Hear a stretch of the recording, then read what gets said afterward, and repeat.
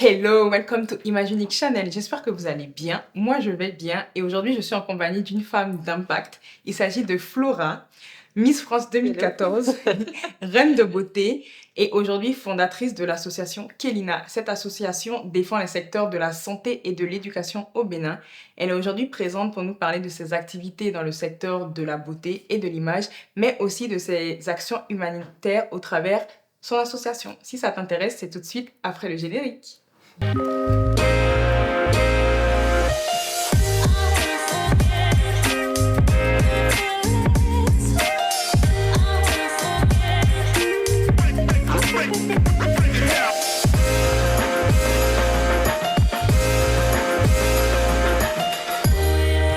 Hello Flora, en tout cas Hello. merci encore une fois pour ton cœur et ton humilité. C'est vraiment quelque chose qui me touche chez toi et l'intérêt que tu portes à Imaginique. Moi je t'ai présenté, je pense qu'on te connaît quand même, mais c'est toujours bien que vous-même vous présentez. Donc si tu peux le faire avec tes propres mots et nous dire un peu plus qui est Flora. Alors déjà, merci de me recevoir. Je suis trop contente de te revoir après 4 ans. On a calculé, ça fait 4 ans.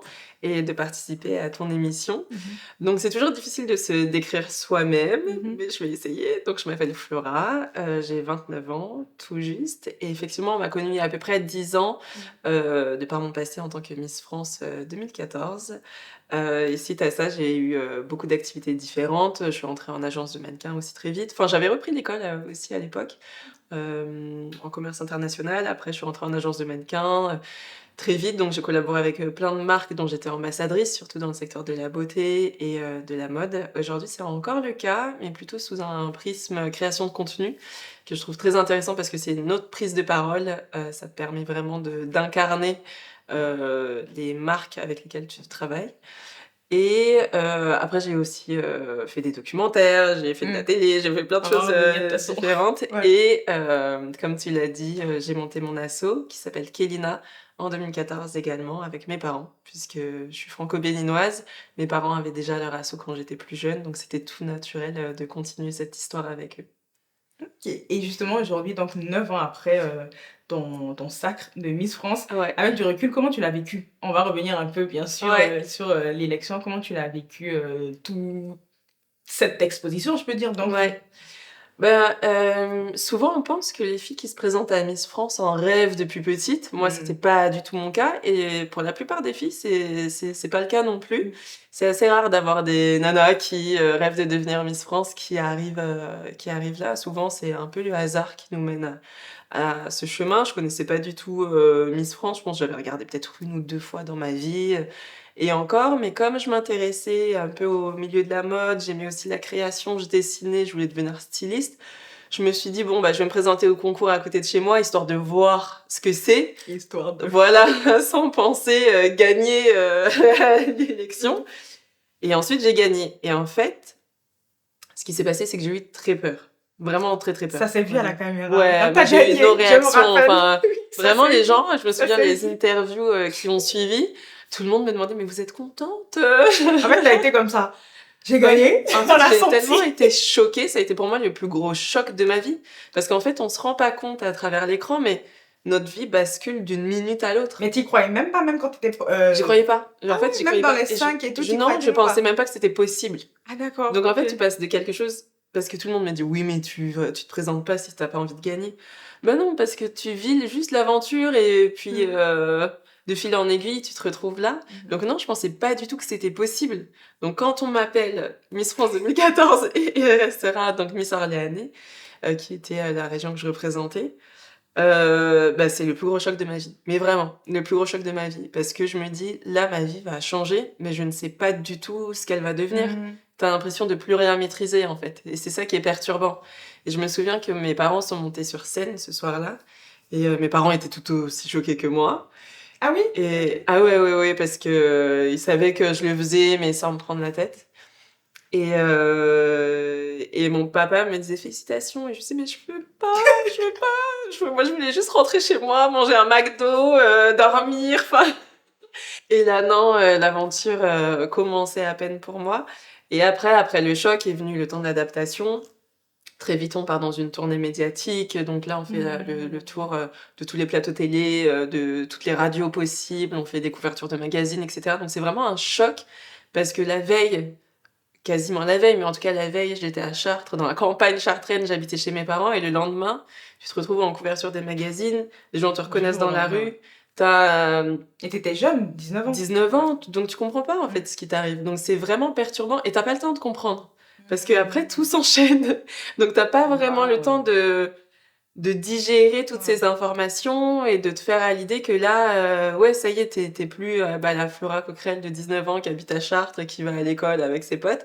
Là, t'es une personnalité publique avec tout ce qui s'ensuit. Donc, c'était une super expérience parce que j'ai beaucoup voyagé, j'ai découvert plein de pays. Je pense que dans cette année, j'ai fait une quinzaine de pays différents, ce qui est énorme. Enfin, à 19 ans, j'avais pas eu cette chance-là. Et en plus, on voyage dans de belles conditions, donc c'est une expérience qui est incroyable. Mais il faut aussi pas oublier l'aspect qui est, c'est une expérience qui est percutante et qui est assez prenante et qui est chargée. On a un programme qui est vraiment full, Millimétré, millimétré. On dort jamais. Donc il y a la partie où c'est vraiment un peu un conte de fées, et il y a la partie aussi où c'est choquant parce que ta vie change du tout au tout. On n'a pas forcément personne nous accompagne au niveau psychologique sur ça. Ça, c'est dommage. Donc ça, j'espère que ça va changer dans les années qui arrivent, et je pense que ça changera, mais c'est assez choquant, donc il y a une partie qui est assez difficile à vivre aussi. Ouais. En tout cas, moi, je me rappelle que nous, les métis, on était trop contentes. Moi, je me rappelle, j'étais à ma porte, on a fait « C'est une métisse !» Il n'y en avait pas beaucoup. En plus, c'était la deuxième africaine. Ouais, moi, après Sonia Roland. Donc, moi, je sais que j'étais trop contente. Je me rappelle encore. Et du coup, justement, en parlant maintenant de l'après, comment tu as rebondi? Parce que comme tu dis, pendant 1 an, vous êtes visible partout. Tu participes à des concours de beauté, Miss Univers, Miss Monde. Et quelque part, du jour au lendemain aussi, on peut passer très vite, basculer dans l'anonymat si t'as pas... Enfin, comment toi, t'as préparé du coup ta reconversion, tu vois? Déjà, j'avais un objectif, et on sait qu'on signe pour 1 an. Et 1 an, je pense que c'est largement suffisant parce que le programme est tellement dense qu'une année, c'est largement suffisant pour profiter de tout ce qu'on nous offre.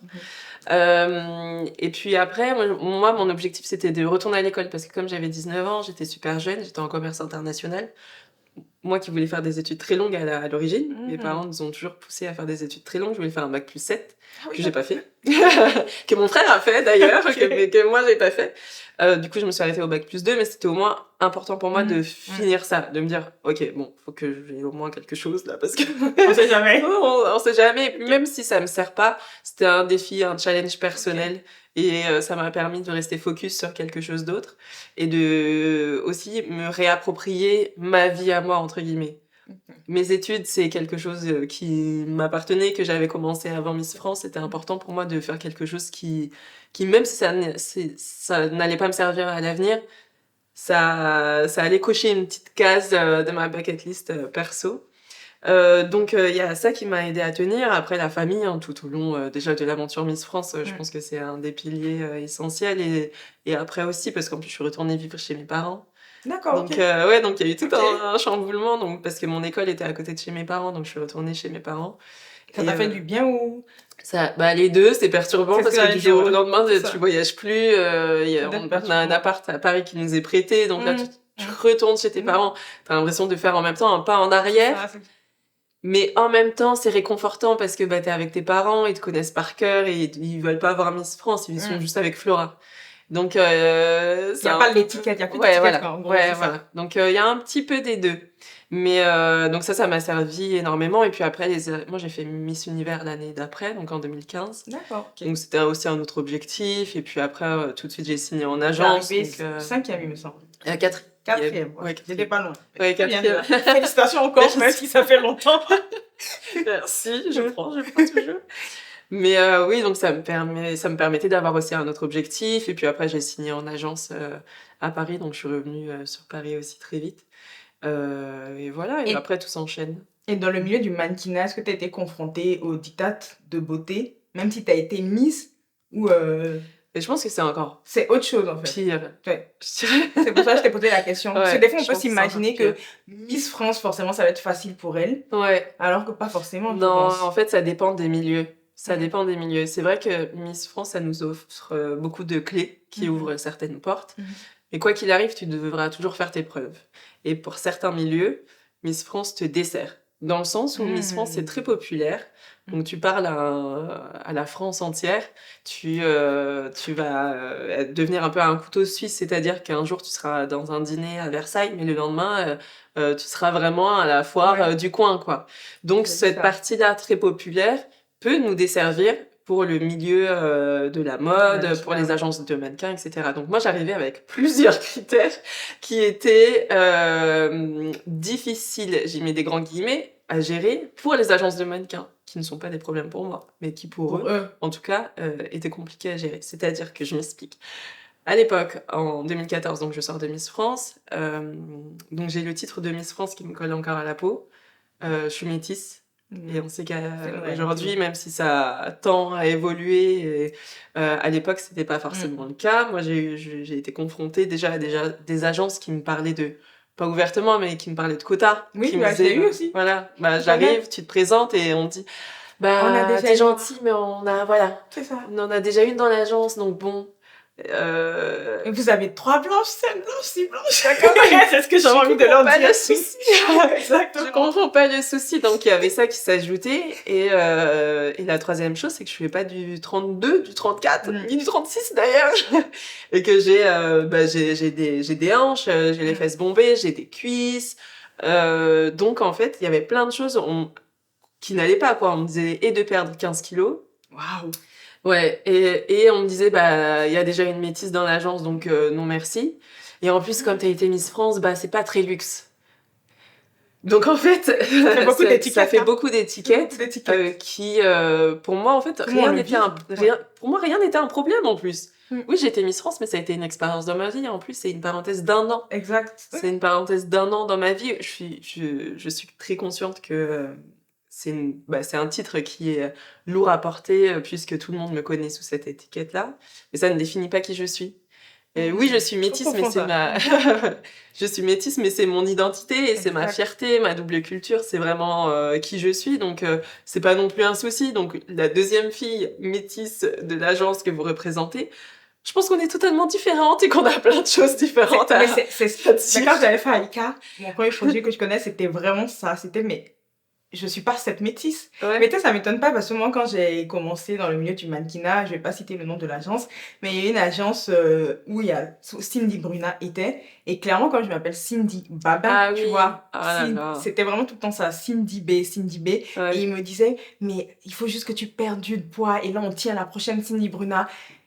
À un moment, je lui ai dit, mais je ne serai jamais Cindy Bruna. On n'a pas les mêmes morphologies. Elle est super grande. Et c'est pas parce qu'on est toutes les deux métisses que je suis Cindy Bruna et parce qu'on a le même prénom que je suis Cindy Bruna. Non, je suis Cindy Babin. Elle est elle. Mais ils ont vraiment du mal, en fait. Et c'est surtout les femmes métisses et noires où il y a cette pression parce que souvent, les femmes caucasiennes, on ne se pose pas la question qu'il y en a déjà une, tu vois. Ouais, totalement. Et puis, comme tu le dis, Cindy Bruna, c'est Cindy Bruna. C'est ça, exactement. Même si demain, je sais pas, vous avez la même corpulence ou que sais-je, elle a sa vie, elle a sa carrière et son toi, identité, tu as son identité et toi également. Mais malheureusement, oui, je pense qu'on a été nombreuses à être confrontées à ça et ça tend à changer aujourd'hui, mais... Ah, ça tombe bien, tu y viens. La suite où j'allais te demander, 9 ans après, comme toi, tu as été en plus, allez, on va dire, haut placé au niveau de la beauté et autres, comment tu perçois l'industrie? Parce que ça tend à changer effectivement, mais regard extérieur, et comment tu te qualifierais du coup aujourd'hui? Comment tu te positionnes finalement pour... en fait, quand je dis ça tend à changer, à l'époque quand j'étais en agence de mannequin et même après quand j'y suis rentrée, du coup, je voyais les castings qu'on me proposait et les tarifs qu'on me proposait, c'était pas incroyable. C'était pas incroyable. Et du coup, j'ai eu plusieurs fois des confrontations avec mon agence parce que j'étais pas satisfaite en fait de ce qu'on me proposait. On avait beau avoir ma tête sur leur mur et j'avais beau être représentée par cette agence, j'étais pas du tout satisfaite de la manière dont ils travaillaient avec moi. Donc j'en suis sortie. Et ensuite a commencé toute toute cette époque dans laquelle on est encore actuellement, mais de création de contenu via les réseaux sociaux. Donc les marques, en fait, s'intéressaient à moi plus par rapport à ça. Et en fait, c'est ça que je trouvais intéressant parce que il y avait cette partie mannequin, dans le sens où on était ambassadrice de marque, donc j'ai travaillé avec plein de marques différentes, on faisait des shootings photos, on faisait des vidéos pour représenter certains produits, etc. Mais en même temps, on nous donnait la parole. Et je trouvais ça hyper intéressant parce que là, on n'allait pas juste chercher un physique et me dire, bon, on a déjà une métisse, Juste être belle. tu nous intéresses pas. Là, c'était non, on venait chercher Flora pour savoir ce que tu avais à dire aussi. Donc très vite, c'est pour ça que je suis sortie de l'agence de mannequin et je me suis dit, bon, je vais tout miser sur cet aspect-là qui me correspond plus et comme ça me permet vraiment d'avoir mon identité à moi. Et 9 ans plus tard, maintenant, je me dis, ce serait cool d'arriver à lier les deux. De retourner en agence de mannequin, parce que c'est quand même des métiers qui sont très différents. De retourner en agence de mannequin, parce que on peut quand même trouver des connexions. Donc, j'ai fait un rendez-vous avec une agence de mannequins en me disant j'arrive. Bon, je suis pas une new face parce que à l'époque j'avais déjà 28 ans, mais j'ai déjà une carrière qui est bien engagée. J'ai pas besoin de ça dans ma vie, mais ça peut être un plus. Donc c'était ma démarche quand je suis partie voir cette agence. Et surtout, moi je leur ai dit, je veux une agence qui m'accepte telle que je suis. Pas qui va me dire tu perds 15 kilos. Voilà, juste tu m'acceptes telle que je suis, parce qu'aujourd'hui c'est ce que tout le monde prône. En tout cas, c'est ce que les gens essaient de montrer. Donc la diversité des corps, des carnations, des tailles, etc. Donc je veux une agence qui me dit ok, on t'accepte tel que tu es. Donc sur le papier, c'est ce qui était écrit. Donc j'arrive au rendez-vous. Sur les papiers. Donc j'arrive au fameux rendez-vous et dès le début, la fille me dit « Ah oui, donc toi, tu collabores déjà avec des marques sur les réseaux, c'est ça ?» Je dis « Oui, effectivement. Ouais, nous, on s'en fout. Et puis, ton style, ça va pas du tout. On va tout reprendre à zéro. Et puis, tes mensurations, on va en parler. » Et c'était quand ça? Quelle année? C'était l'année dernière. Ah oui, d'accord. C'était l'année dernière. Mais c'est... Bref, tes mensurations, ça va pas du tout. Va falloir faire du sport. Je lui dis, je fais du sport tous les jours, mais effectivement, je fais du vélo. Donc, le vélo, c'est pas forcément ce qui t'affine au niveau des cuisses, etc. Et quand bien même, en fait, c'est pas du tout mon objectif. Et puis, elle a continué comme ça. Bon, on va quand même faire des polas, mais écoute, c'est mal parti. Mais ça sert à rien du coup de faire les polas, si tu... Et en fait, mais en fait, je suis restée, même moi, en fait, je savais même plus quoi dire. J'étais sidérée, je suis restée sans voix. Et en fait, en sortant, j'ai dit, mais jamais de la vie, en fait, je veux travailler avec cette femme-là, parce qu'elle avait réputation d'apporter des contrats incroyables avec des marques incroyables à ses talents. Mais en fait, non, merci. Je veux pas du tout vendre mon âme au diable, et surtout, je veux pas qu'on me considère comme une moins que rien, comme elle a pu le faire. Elle voulait en plus effacer mon identité pour construire quelque chose d'autre qui ne me ressemblait pas du tout.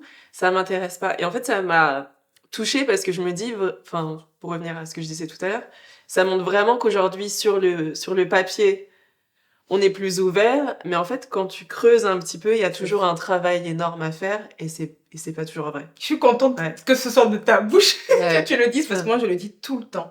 Et souvent, les gens, il faut que plusieurs personnes, mais tout le temps, je le dis, mais c'est le papier. Et pour moi, cette diversité, c'est vraiment juste pour faire semblant. Parce que quand aujourd'hui, par exemple, je vais des marques vraiment connues qui prônent la diversité lors des Fashion Week, et moi, je vais en casting, je rentre pas dans une taille 36, c'est-à-dire ça me bloque là. Et je me dis, de quelle diversité vous me parlez, quoi. Alors que vous prenez des stars qui sont curvy et hautes, mais par contre, madame tout le monde, on trouve pas sa taille à 36. Non, c'est hypocrite. On est d'accord, c'est ça.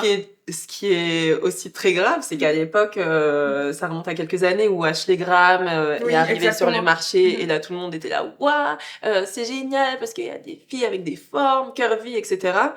Du coup, moi, à l'époque, on me disait pareil, là, du coup, t'es dans un entre-deux, donc soit tu dois faire du 34, du 32, pardon. Soit tu dois faire du 32, soit tu dois faire, je sais pas quelle taille elle fait, Ashley Graham, un 48, je sais pas. Mais il y a un monde entre un 32 et un 48. Et surtout, il y a énormément de femmes qui veulent être représentées aussi. Et qui ont leur place aussi dans ce milieu-là. Tu n'as pas à faire un 32 ou un 48. Mais aux États-Unis, ils sont spécialistes pour ça. Moi, j'y suis allée et... Alors, ici, on trouvait que j'avais trop de formes. Alors, je me suis dit, je vais essayer les États-Unis. On en avait parlé. Et là-bas, on me disait, le problème avec ton profil, Cindy, c'est qu'on ne peut pas te caser. T'es in between. C'était la case in between. Ça veut dire quoi? Donc, comme tu es in between, c'est plus difficile parce que tu es ni skinny, ni curvy, donc c'est encore plus difficile. C'est incroyable. Bref, donc c'est C'est aussi pour ça incroyable. que j'ai créé Ouais. Image Unique Ouais. pour parler. Je me dis, plus on va en parler, et pour moi, le message, c'est exactement ce que tu véhicules, c'est reste toi en fait. Et Ouais. de toute façon, il y a toujours moyen de réussir, je Bien pense. sûr. Mais c'est juste que c'est plus dur, mais Ouais. possible en fait. Ouais, c'est plus dur. Je pense que ça prend plus de temps. Et puis maintenant, il y a plus de gens qui sont aussi conscients de ça. Ouais. Donc, il y a des agences qui se créent aussi pour représenter un maximum de personnes. Ce ne sera pas des grosses agences. Ce sera peut-être des petites agences avec lesquelles on va grandir. Mais il y a toujours une manière de réussir. Si on a un objectif, Exactement. je pense qu'il ne faut pas se trahir. Il faut pas non plus se rendre malade, surtout dans ces milieux-là. Moi, j'ai des copines qui sont devenues, On est d'accord. qui sont tombées dans l'anorexie, etc. C'est hyper difficile après de s'en sortir. Donc, faut pas aller jusqu'à se rendre malade pour absolument rentrer dans ce monde-là. Aujourd'hui, si on veut y arriver, on peut y arriver tel qu'on est. Et moi, j'y Exactement. crois, faut toujours quand Ah, même moi faire, aussi. sans se Moi aussi. trahir, sans vouloir ressembler à quelqu'un Pareil, d'autre. on est d'accord. Mais là, on va passer justement à ton association. Ouais. Que tu as créée justement quelques mois après l'élection de Miss France. Je crois que c'était le jour de tes 20 ans. Oui. Je me suis bien renseignée, si je me trompe pas. Ouais. Et tu sais, souvent, les gens se disent dans leur tête que de toute façon, les Miss, les reines de beauté, elles ont tout le temps un projet humanitaire et consorts. J'ai vu, enfin, toi, c'est pas ton cas. Non. Si justement, tu peux en dire un peu plus parce que je crois que c'est depuis l'enfance que tu es, Ouais. tu baignes dans le monde de l'humanitaire. Oui, je pense que c'est un peu une fausse idée reçue qu'on se fait, surtout quand on parle des clichés qui collent un peu à la peau de Miss France. On se dit, ah bah, elle veut la paix dans le monde, défendre les dauphins et les papillons, tu vois. C'est ça, exactement. Alors que c'est pas du tout automatique. C'est pas du tout automatique. Oui, quand t'es une personnalité publique, moi je pense que c'est même pas en lien avec Miss France, mais c'est plutôt quand t'as la chance de pouvoir prendre la parole. Je pense que c'est hyper important d'avoir des projets et de défendre certaines causes et certaines valeurs. Et pour ma part, effectivement, ça fait très longtemps que je baigne dedans, puisque mes parents qui se sont rencontrés au Bénin, mon papa est français, ma maman béninoise. Mon papa a vécu quelques années au Bénin, c'est comme ça qu'il a rencontré ma maman. Et du coup, tous les deux très attachés au Bénin, une fois qu'ils sont venus s'installer en France, ils voulaient toujours avoir une action là-bas. Donc au départ, c'était pour le côté agricole, puisque c'est le cœur de métier de mon papa. Et ensuite, ça s'est transformé en construction d'écoles, construction de bibliothèques, parrainage scolaire, construction de forages, etc. Donc ça, moi, il le faisait quand j'étais toute petite. Donc quand on allait... c'est ton quotidien. Ouais, donc quand on allait au Bénin en vacances, je sais pas, j'avais 10 ans, bah, on allait voir les enfants parrainés, on allait faire des distributions de kits scolaires, on allait voir la nouvelle école qui venait d'ouvrir, etc. Donc ça faisait vraiment partie de mon quotidien. J'essayais de les aider aussi quand on rentrait. On achetait, je me souviens, des petites statuettes au Bénin qu'on revendait au marché de Noël pour avoir 2-3 sous pour l'assaut. Donc ça faisait réellement partie de ma vie et de mon quotidien. Donc c'était naturel pour moi en 2014 de mettre en avant les actions de mes parents. Sauf que ça faisait déjà des années que l'assaut existait et à cette période-là, leur activité était moins forte. Donc après les avoir consultés, on s'est dit bon bah on va fermer l'assaut de mes parents. Moi je suis prête à prendre le relais, mais toujours avec vous par contre, parce que je voulais toujours travailler avec mes parents, d'autant plus qu'ils ont l'expertise du terrain, etc. Et surtout je voulais aussi profiter de cette visibilité médiatique que me permettait d'avoir Miss France. Parce que c'était une année, comme je disais tout à l'heure, je m'attendais pas du tout à devenir Miss France. Donc, du jour au lendemain, tout le monde veut savoir qui tu es, tout le monde te parle que de toi aussi, et c'est assez perturbant. Et moi, je voulais véhiculer un autre message. De toi. Parler de moi, c'est sympa, mais j'ai envie de vous que parler ça d'autres choses. Oui, Ouais, ok. j'ai envie de vous parler d'autres choses. Et surtout, on fait des choses concrètes au Bénin, donc j'ai envie de profiter de cette opportunité-là pour véhiculer quelque chose de fort et qui me tient à cœur. Donc c'est comme ça qu'on a créé Kélina, donc effectivement le jour de mes 20 ans, le 14 avril 2014. Et il y a justement un an, donc Oui. le 14 avril encore, 2022, vous avez inauguré donc la première maternité de l'association. Donc ça va s'afficher là, Nana Zalia. Et moi, ma question c'était, alors juste là, pourquoi une maternité? Et Et je crois que c'est tout. Et pourquoi dans le nord-est du Bénin? Ouais. Voilà. Alors du coup, notre activité, nous, très largement, donc on vient en soutien au secteur de la santé et de l'éducation au Bénin. C'était important, pour nous de commencer par le Bénin. Je sais pas si on s'élargira ensuite, mais de commencer par le Bénin et aussi par le nord-ouest du Bénin, puisque c'est la zone, qu'on connaît bien, puisque ma maman, est née dans cette région-là, ma grand-mère y vit encore. Donc c'est vraiment une zone, qui est en plus, rurale, donc on connaît, les besoins.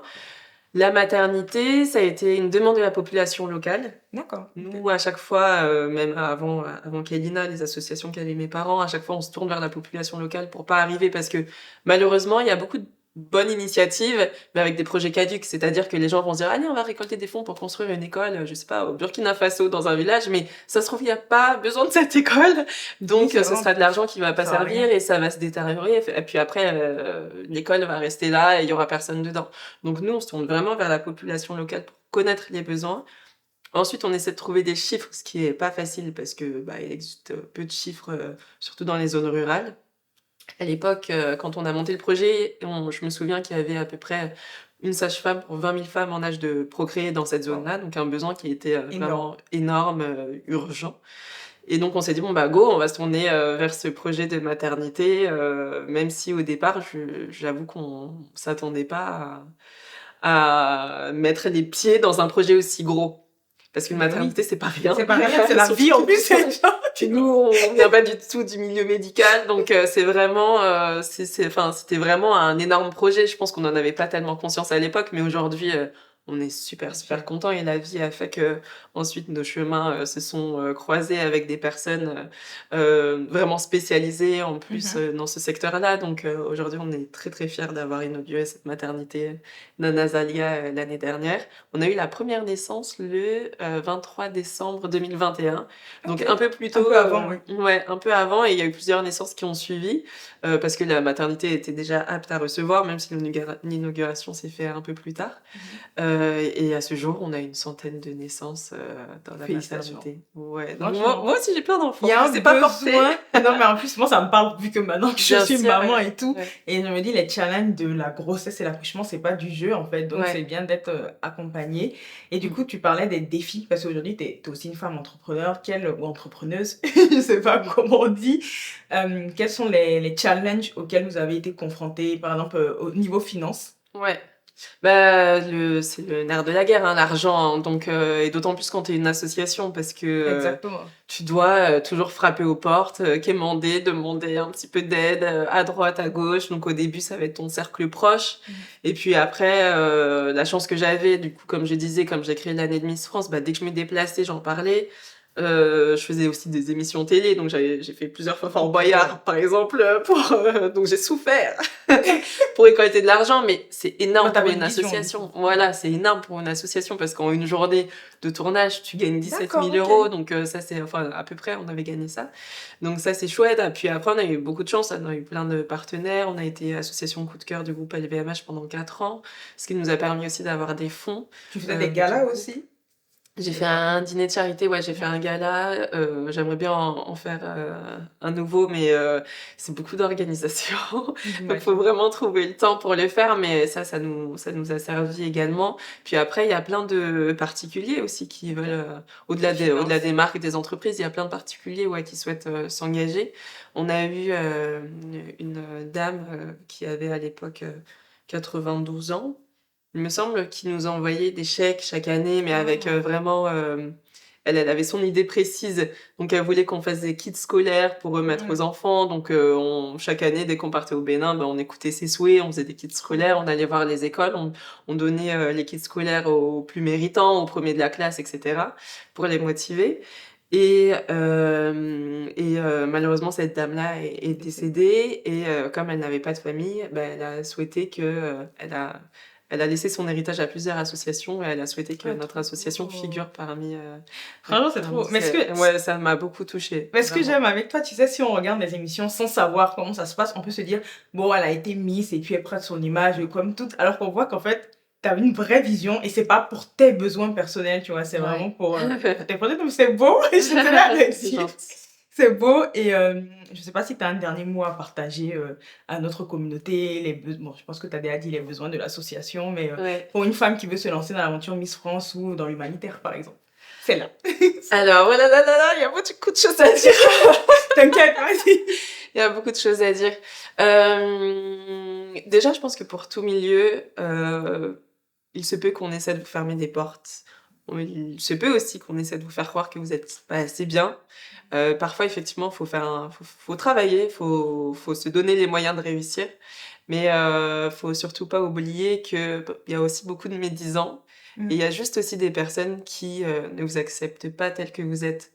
Donc, ne vous fiez pas à toutes ces personnes-là et allez jusqu'au bout de vos projets, que ce soit pour le mannequinat, que ce soit pour l'humanitaire ou autre chose, mais allez toujours au bout de vos projets et donnez-vous les moyens de réussir surtout. Et à partir de là, rien ne vous arrêtera. Que dire de plus? Il y a juste la coutume que tu as entendue tout à l'heure, Ouais. c'est tous les invités qui viennent ici doivent regarder et dire qu'ils sont précieux et uniques. C'est ça. Vous êtes précieux et uniques. Voilà, en tout cas, c'est tout pour aujourd'hui. Je mettrai tous les coordonnées si vous voulez contacter l'association Kélina en barre d'informations, le profil Instagram de Flora. Donc voilà, n'hésitez pas. En tout cas, c'était vraiment un plaisir. Merci, on a beaucoup appris et je vous dis à très vite pour une prochaine vidéo avec un nouveau intervenant. Bye! Bye bye.